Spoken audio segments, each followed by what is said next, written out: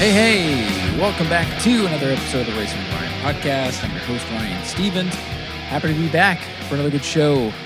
Very exciting weekend coming up as the New Smyrna Speedway gets set to start the 2026 point season, the bread and butter of the Speedway. We've got the red eye in the rearview mirror. We've got the World Series in the rearview mirror. And now we can get down to our weekly Warrior podcasts, our weekly Warrior racing. And we'll follow the storylines that start here in March all the way through to the end of October to see who our 2026 champions are going to be. And it all starts this weekend with Family Fun Night with six, that's right, count them, six great divisions in action. We have the Ashley Holmes Jax Pro Trucks. We have the Super Stocks. We have the Bomber A's, the Bomber B's, the Ground Pounders, the Mod Minis, and Spectator Racing. So, with that said, it is going to be a whale of a night.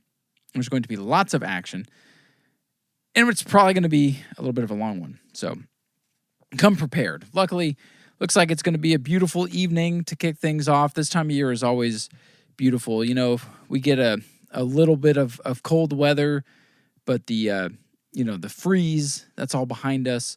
Now when the cold fronts come through, it just cools things down a little bit. And enjoy it before we get into the heat of the summer, which, as we all know, starts about May. So enjoy the next, 6-7 weeks, and we got some great racing coming up. So on this week's episode, since we did not have any racing at New Smyrna next week, we get to take a little bit of time and talk about the Hyatt Memorial that went down at Auburndale this weekend. Plus, we're going to cover the action from St. Petersburg and from Circuit of the Americas with the next edition of the 16. When we get to the NASCAR side of things, we'll take a look at how the points have changed after a pretty tame race in COTA. But man, Tyler Reddick is on fire. We'll see just how big a lead he's got after 3 races. With that said, let's pop on over to the Auburndale Speedway and take a look at what went down over there with their big events that they had. And before we do that, we thank our show's sponsors, of course, Paramount Medical Billing, our major anchor sponsor, along with Ken Copley, driver of the number 7 E-Mod, who we will see on March the 14th with the Catch the Wave 60 event for the Prolates, and F&F Racing, another one of our sponsors here on the Racing with Ryan podcast, and we thank them for their support and, of course, listening to the show and keeping this thing rolling. So, Auburndale Speedway was in action. Supposed to be Friday and Saturday evening, but ended up being Saturday evening and Sunday afternoon as Mother Nature rolled through Friday, which was too bad. I was thinking about going out there Friday night, bringing Peyton with me, but then looking at the weather forecast, did not make the hour-and-a-half trip out that way. And we made the right decision because it did rain out, moved the show to Sunday. Maybe could have finished church and made it out that way, but at the church they had a chili cook-off after, and that was delicious. So we did not get out to any racing this weekend, but just got done doing the hot mic with Matt Nyer, one of the announcers over there at Auburndale, and he filled us in on some of the important key points. And I looked at the nice highlight reel done by Pit Road TV on the Hyatt Memorial here, so I have a little bit of idea of the big things that went down in the super late model race. But let's start there. 24 cars started the feature, and I think they had 36, Matt said, that showed up. Ran a couple of B mains, had a last chance or a non-qualifier race where, 3 guys decided not to run that. And I asked Matt, I'm like, why would you not run the race that you're there to run? But the guys that didn't run, Brian Dorer, Shane Sawyer, and Donnie Varco, they did not run the non-qualifiers race. And it's like, man, why would you come all this way? Even if you just start that race and putts around the back, like if you don't want to jeopardize your car, then don't. But anyways, it didn't make much sense. Winner of the non-qualifier race was Bray Holmes. I kind of threw a suggestion to Matt, like, this team really performed a lot better when they had the Pro Late motor instead of the Super Late model motor. It just seemed like they were able to get so much out of that Pro Late style car against the Supers at Auburndale. Now you take that to New Smyrna, Five Flags, probably even Freedom Factory, and you're going to be bringing a knife to a rocket launcher fight, But they won the non-qualifiers race, and I hope things turn around for Bray Holmes and that team. They're just, they're a smaller team. They're local, just they're like that local team that you cheer for. And hopefully things get better from here on out. B main winners went to Steve Dorr and Adam Briggs. Stephen Nasse, this is a kind of key here. Nasse had to qualify out of one of the B mains to make the race. So 24 cars started, and I think 9 cars finished. So it was a rough and tumble race, and one of the major moments, Michael Atwell appeared to have a tire go down. He crashed out. Colin Allman had problems. He did not finish. And who else was up near the front? Nick Neary, who's been one of the top dogs on the super late model side of things at Auburndale lately. He also did not finish. But one of the key moments of the race was when John Guy and TJ DeCare got together going into the corner, and John Guy would go for a spin. Both cars would go to the back, and they would charge back up through. Kind of fun to watch them in the closing laps on the highlights. TJ DeCare, John Guy, Jesse Dutilli all battling for third on the final lap, and TJ DeCare would come home with the third spot, John Guy fourth, and Jesse Dutilli fifth. But after they got together, it opened the door for Stephen Nasse to take advantage. He battled with Daniel Webster, whose car was falling apart after some of the contact out there. Webster was up battling Nasse for the lead on one of the restarts, but ultimately fell back to the 8th position. And when the dust settled in the Ken Hyatt Memorial 142, it would be Stephen Nasse picking up the big win. The Five Flags Snowball Derby winner, Speed Week's contender, came from 19th, again, qualified out of one of the B mains to make the main event, drove up through the field, and won the race over Nova Scotia's Nicholas Noggle, who's been a regular with us during Speed Weeks at the World Series over at New Smyrna.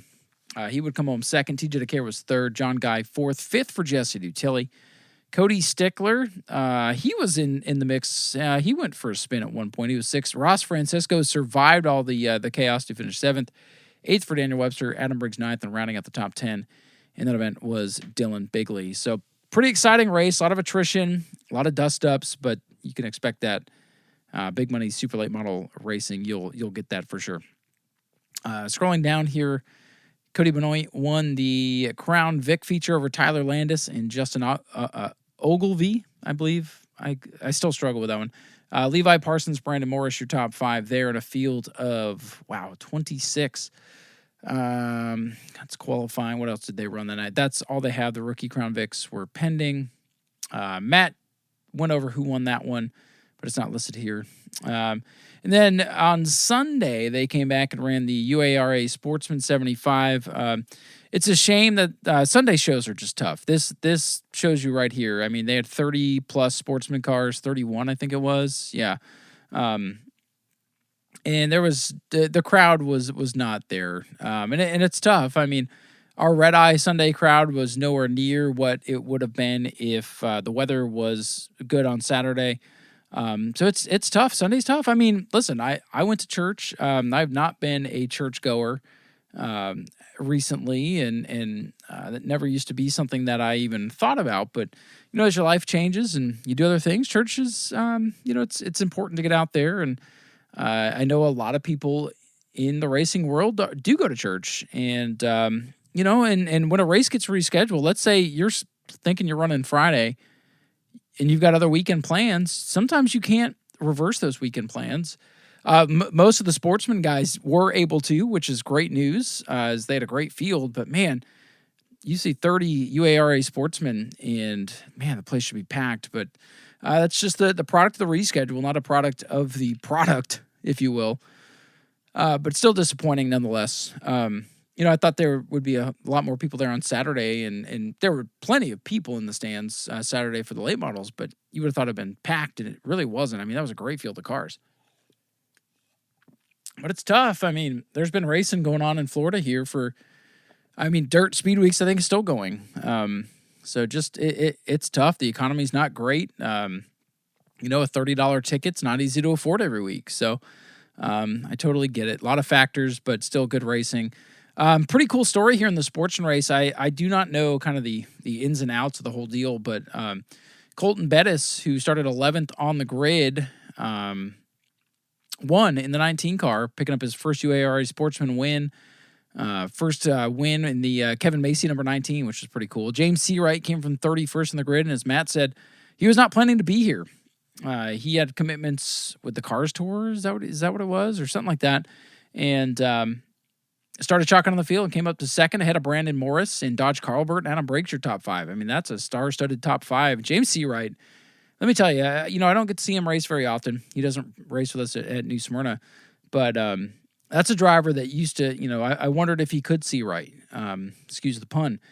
But he has really turned it around the last season and a half. And he's a contender now. Obviously, to drive from 31st to second at Auburndale, that says a lot right there. So good for him. Tim Sozio's sixth. He's also registered. He's the first official.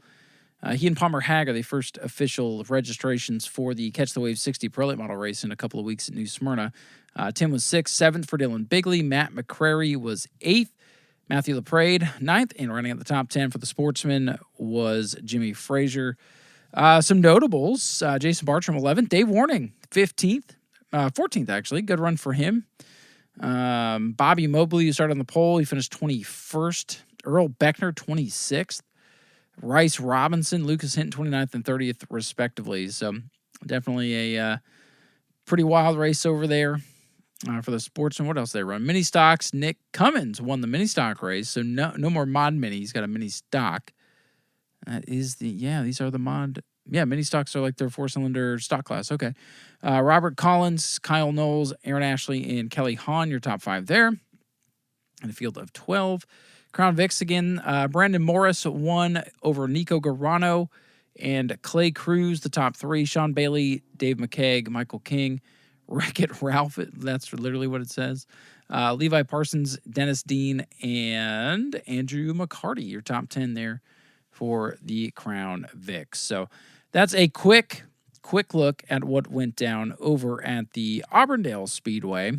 And again, coming up at New Smyrna, we have Family Fun Night to start the season this week, and that is where we will be for the Ashley Holmes Jax Pro Trucks, Super Stocks, Bombers, Mod Minis, and more.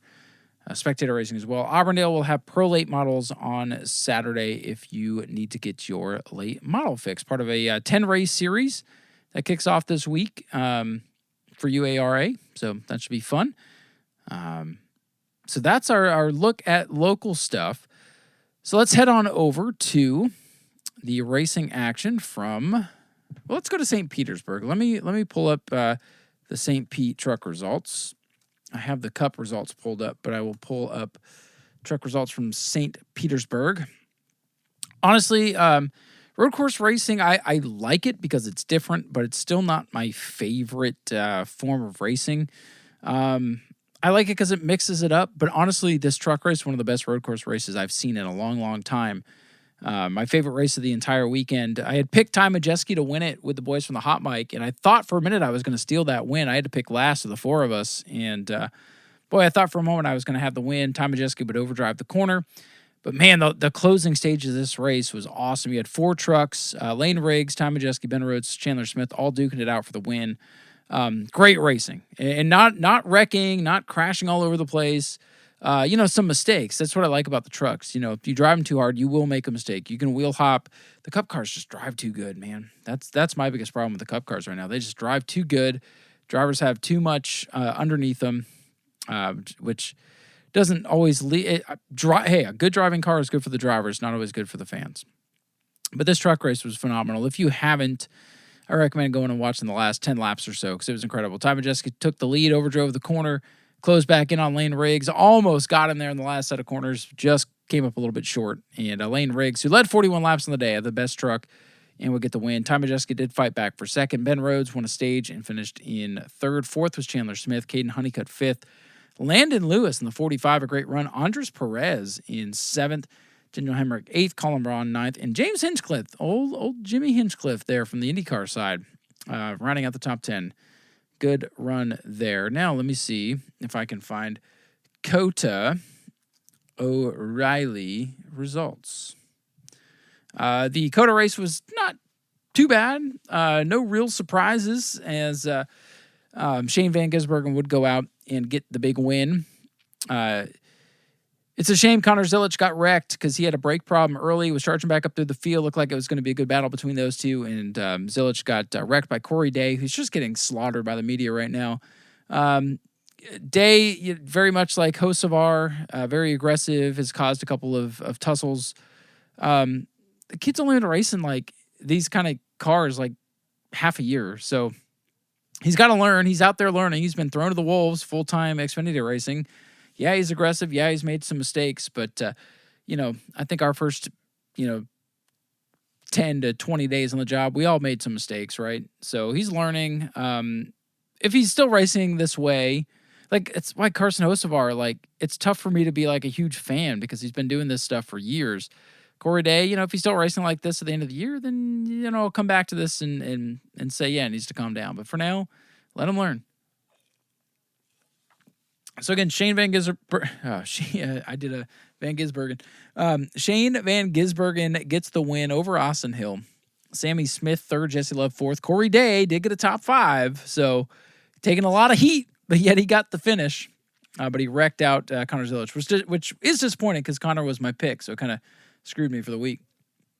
Brett Cruz in his debut for the season in 6th, William Swallow 7th, Justin Allgaier 8th, Ross Chastain 9th, and Brennan Poole with a great top 10 run for Alpha Prime Racing on a track that they are not strong typically on the road courses. So that was pretty good.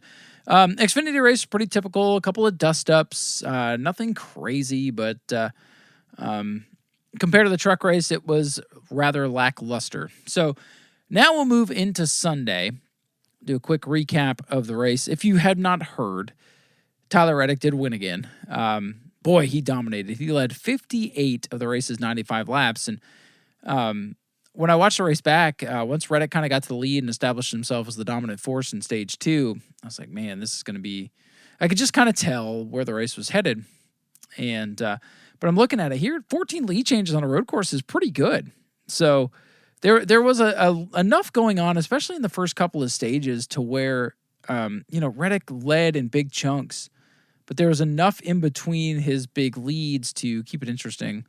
But he did lead the final 20 laps. And, Ryan Blaney stayed in his tire tracks much of the race. We had a late race restart when Ross Chastain lost a wheel. That was really the only caution for cause other than the stages. Blaney tried to get to him, couldn't quite get him. Then Shane Van Gisbergen drove the wheels off his car, couldn't quite get him. Reddick just had the car to beat. And lo and behold, they couldn't beat him. And Reddick did not start off the day very well. He faded back to like 7th or 8th spot. And you're thinking, well, there's the chink in the armor. And lo and behold, they were able to adjust on the car, and he got a feel for the car, and then he ended up having the best car, and he got the win. And, who would have thought after going winless last year? Yeah, sure, winning Daytona, sure, you could see that. He's a good driver. He kept his car clean all day and got the win. Atlanta was much more surprising, blew the fender off in the big wreck and stole the win there at the end. And then at COTA, his best performance of the season, leading, what did I say? What did I say? 45 laps? Is that what it was? 58 laps. Holy cow, more than half the race. He dominated, and they couldn't take it away from him. So definitely a great start, a perfect start, more or less, for Tyler Reddick. And, he's got a huge lead. We'll cover his point lead here in a minute over on the 16 segment. As far as this race goes, though, not the most exciting. It's pretty straightforward. Not a lot of crashing and bashing. A couple of spins, a couple off-track excursions, but no major wrecks to talk about. I guess Hocevar getting wrecked by Cole Custer there at the end was something, but Fox decided it wasn't worthy of us seeing. So, what is there to talk about? I think Hocevar, he's going to be aggressive, so if he's going to give it, he's got to take it. I don't think Cole did anything wrong either. So, that's really all I got on the race. So let's go over the top 10 and some notable finishers here, and then we'll take a look at the Racing with Ryan podcast fantasy league. I will say, I think I would enjoy watching a second Texas race versus another race at COTA for the Cup Series. This is one of my favorite road courses. I like the track, but man, it's just, I don't know, man. They got to make this car harder to drive on these style of tracks, because right now it's just everybody's planted unless there's contact or, the dive bombs into the first corner, there's really not much going on. So I don't know. I like a race where there's big moments, and I mean, sometimes we get dominant performances, and I'm not going to hold that against Tyler Reddick. He's going out there and doing a heck of a job, and to win 3 in a row to start the season has never been done before. NASCAR's been around for 75 years, and here we are, still making history, and it's pretty cool to experience it. And I'm the kind of guy who gets sick of the same guy winning over and over and over again. But when it's a guy like Tyler Reddick, who I've always been a fan of and always get excited, like I was disappointed for him that he didn't win last year. Now he's got 3 in a row, so now I wonder, how many is he going to win? He's won 3 already. Can he go over 6? I think setting the over-under, over 6.5 would be a challenge. Do you think he wins more than 6? Would you go over under 6.5? Is I guess the question I'm trying to pose here. Going into Phoenix, is he the favorite? I don't know. I think he's top 10 for sure. I think I don't think he can lose the point lead, but I think he could crash out on lap 1 and still be like, well, we're having a great year. So that's just the kind of season he's had. So Reddick, yeah, your winner. Started first, finished first for the second weekend in a row. Just impressive stuff for Tyler Reddick. Shane Van Gisbergen did settle for second. Another good points day for the road course specialist. He was going for history too if he had won. It had been 6 road course races in a row. Christopher Bell finished in the 3rd spot. That was my pick to win this week as he backed up his win from 2025 with a 3rd place run. Ty Gibbs had a good day, finished in the 4th position. Michael McDowell played the strategy card right, got himself some good track position there towards the end, and held on for a top 5 run, keeping that Spire team up near the top of the standings. Kyle Larson had his best run of the season. Started 15th on the grid and finished 6th. Chase Elliott 7th. Ryan Blaney was great early, faded there in the last run back to the 8th spot. A.J. Allmendinger, a worn-out A.J. Allmendinger, finished in 9th for his colleague racing team. And then Denny Hamlin would round out your top 10. Notables here, Bubba Wallace in 11th. Great run for Bubba. Not a road course ringer, not even good at the road courses, but he's improved vastly. Started 24th and finished 11th. Kyle Busch with a good run in 12th. Connor Zilic had a great day, had a great run, was up in the thick of things, got spun out twice and passed, I think I saw like over 100 cars, was it, throughout the day. He started back in 25th, worked his way up into the top 10, got spun out, worked his way back up into the top 5, got spun out again on the next restart, and came back to finish 14th. So it's been a slow start for Zilic, but the talent that a lot of people, are high on is definitely there. Let's see. Some other notables. Ryan Preece, 18th. Brad Keselowski, a gutsy 20th place finish. Daniel Suarez finished back in 25th. Wow. Ouch. That's rough. Thought he did better than that. Carson Hocevar, 31st. Austin Cindric, who's definitely his road course prowess from the Xfinity Series has not transferred to the Cup Series, that's for sure. He was 32nd. Ross Chastain, 35th, had a good day going. He won a stage, was up in the top 10 when that wheel came off. Got 2 laps down, didn't have any cautions to get himself back in the lead lap. So a good day gone bad for one of the stage winners. Ross Chastain falls to 35th in the standing or in the final race results here. Alex Bowman, 36, had to get out of the car due to, I'm guessing, heat exhaustion. They put Myatt Snyder in the car, but lost 6 laps. Could not get back on the lead lap, of course, with the lack of yellows in the substitute driver, so he finished 36th. And Chase Briscoe with mechanical problems. The only car not running at the finish was Chase Briscoe, who led the early portion of the race. Transaxle issues took him out, and he finished back in 37th. With that said, let's take a look at the Racing with Ryan podcast fantasy league for this week. Again, the winner of the league this year will win 2 tickets to the Truck Series race in Daytona. Oh my God, this thing's such a pain in the butt sometimes. All right. Standings from Circuit of the America. The winner this week was Tyler Vickery with 260 points. I was second. I had a good week here with 252. Lost Highway Sim Racing was third. Fourth was Bob's Ford's, tied with Obbs Trackhouse. Staffordshire Motorsports 6th, 7th for Bomber 93. 8-Ball Racing 8th, 9th for Cole Trickle Jr. Boy, and it's good to see a lot of people joining the league. We're up to 14 now. Colt Trickle and 76 Motorsports rounding out our top 10. So, taking a look at the overall standings, congratulations to Tyler Vickery, who I'm hoping to see in the Bomber car throughout the season at New Smyrna. Overall standings right now, Bomber 93, that's our good friend, Mr. John Gross, leading the points, former champion of the league, by the way. Trackhouse in second. Third now is yours truly, finally up where I should be. In fourth, oh my gosh, how many times do I got to click this thing to get it to stop doing that so I can scroll down the page? There we go.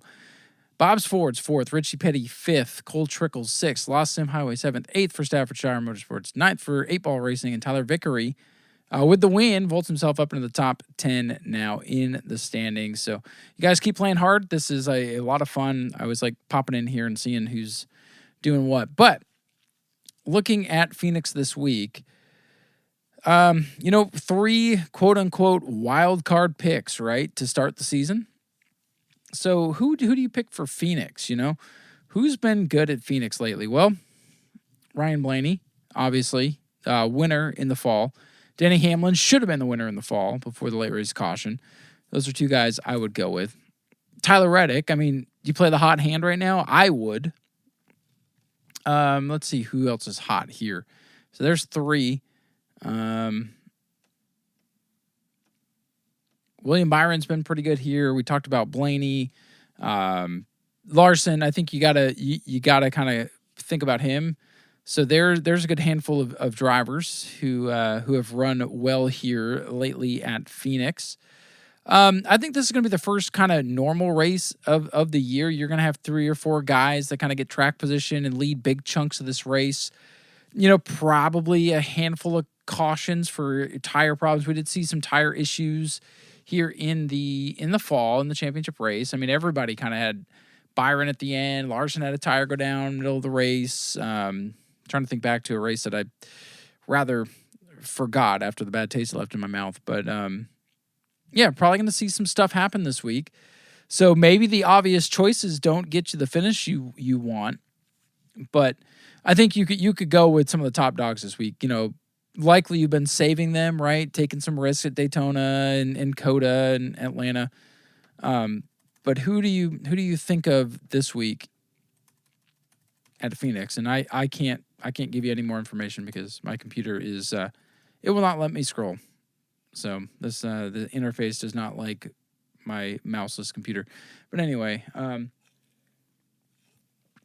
don't know, pretty standard stuff, I would think, for Phoenix coming up. So we'll see how the race goes. We'll be back next week to cover it after the recap of Family Fun Night.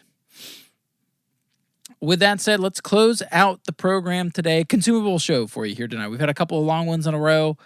This one you can probably get done in your ride to and from work, or maybe one or the other this week. But I want to close things out by talking about the 16. This is a new segment we started last week where we focus on the top 16 in points. We'll let you know how everybody's looking because this is going to be the thing. We got to pay attention to the points this year, not just who's won and winning you're in and this and that. So the changes this year are going to be down around, 12th to 20th place. So obviously with 3 wins this year, Tyler Reddick continues to lead the points. He's up by 70 points over his teammate Bubba Wallace. So Reddick with 3 wins, Bubba with 2 top 10s. He's 70 points behind, but second in the points. For Bubba Wallace, I think that's like a win right there, right? To get out of Daytona, Atlanta, and COTA, second in points, but 70 behind your teammate. That's pretty crazy. Third in points, Chase Elliott. He's 72 markers back. None of those drivers changed positions from Atlanta, by the way, so they're stagnant. The first movement up to 4th in the standings with a good run at COTA is Ryan Blaney, who's now 4th in points, was 8th, 86 markers back. Up 11 points is the 97 car of Shane Van Gisbergen.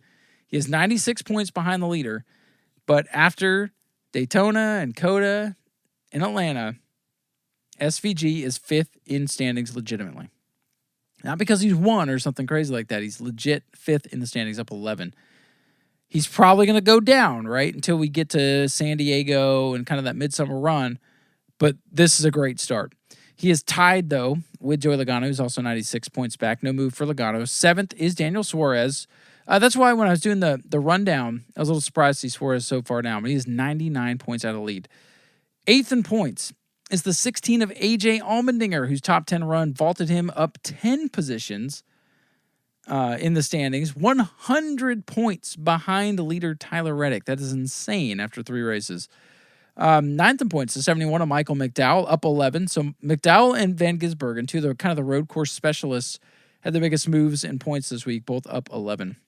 As far as in the 16, McDowell 103 out of the lead.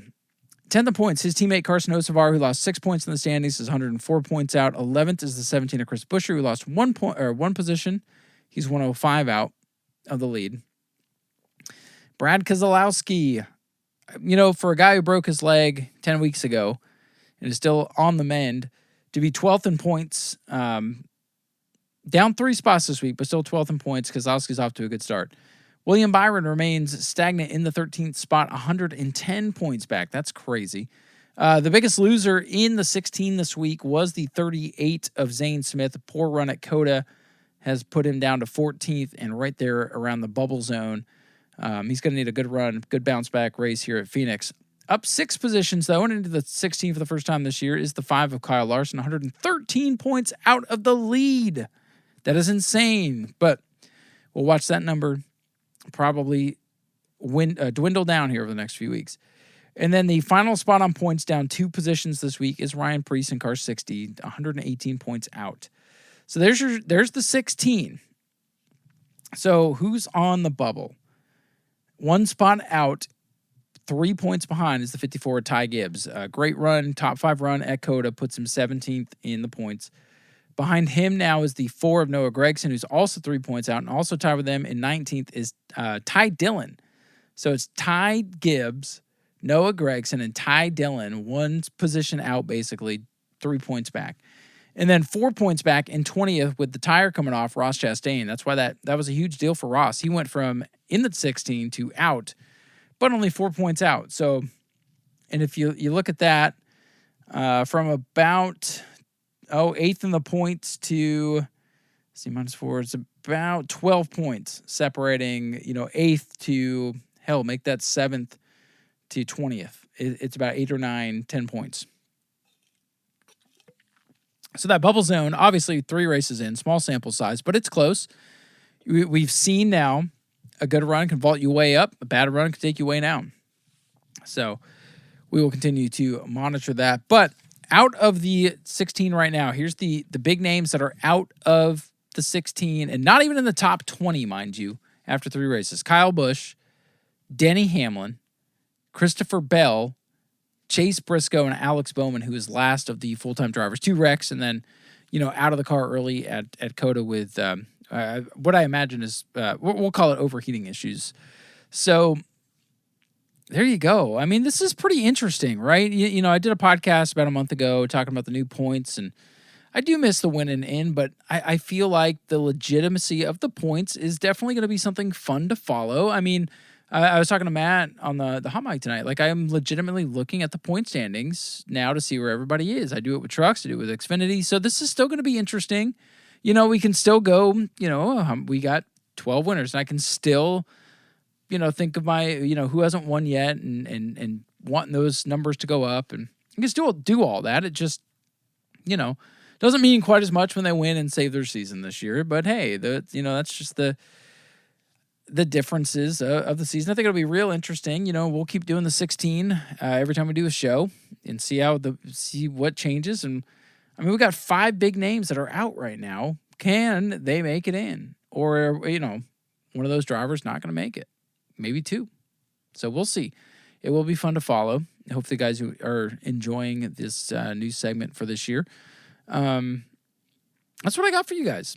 Like I said, a rather quick show tonight. It seemed like a good weekend of racing at Auburndale once the weather cooperated. Good car counts. I wish the fan support was a little bit better, especially on these rescheduled races. I see why it's very tough for promoters to reschedule races. I love it when we have a big event, we just get it in. But, the fan support is definitely something that, has to be looked at. And if it's not there, it gets harder to do this kind of thing. And I appreciate Auburndale and UARA for pushing through and having a plan and following through on that plan and getting it in. Shame I couldn't make it Friday. Well, it's a shame the weather made it so I couldn't make it Friday.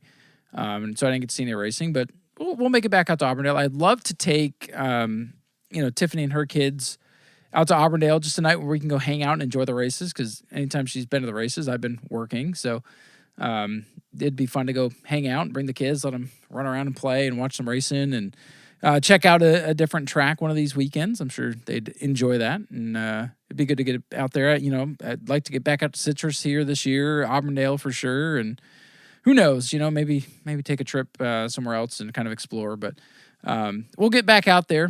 Trying not to, I'd love for everything to work together. I understand that it doesn't always happen, but just want to enjoy the sport and not be involved in all the riffraff that comes along with it. I really just want to enjoy race cars going around in circles. With that said, hope you guys enjoyed me talking around in circles and recapping all the important things that went on this weekend, and looking forward to seeing everybody at the track this Saturday night at Family Fun Night as we start the 2026 point season with the S.A. Holmes Jacks Pro Trucks, Super Stocks, Bomber A, Bomber B, Mod Mini, Ground Pounders, and Spectator Racing. All of that for $5. Kids Power Wheel races, a bike giveaway, $100 fan giveaway, courtesy of the Mod Minis. So it should be a good night. We'll have plenty to talk about. Hoping that it's not a super long night, because I will turn around and we have quarter midgets in the morning. So if you see me Sunday afternoon at the track, bring me a coffee. I'd appreciate it. And we'll be back next week to recap all of that and much, much more, and see what happened with the NASCAR racing action. O'Reilly Auto Parts Series and Cup Series from Phoenix. We'll have that to recap next week as well. So thank you guys so much for listening. Get out there to support your local short tracks this weekend. And we'll be back next week to talk more racing here on the Racing with Ryan podcast. You all take care, and vroom, vroom on.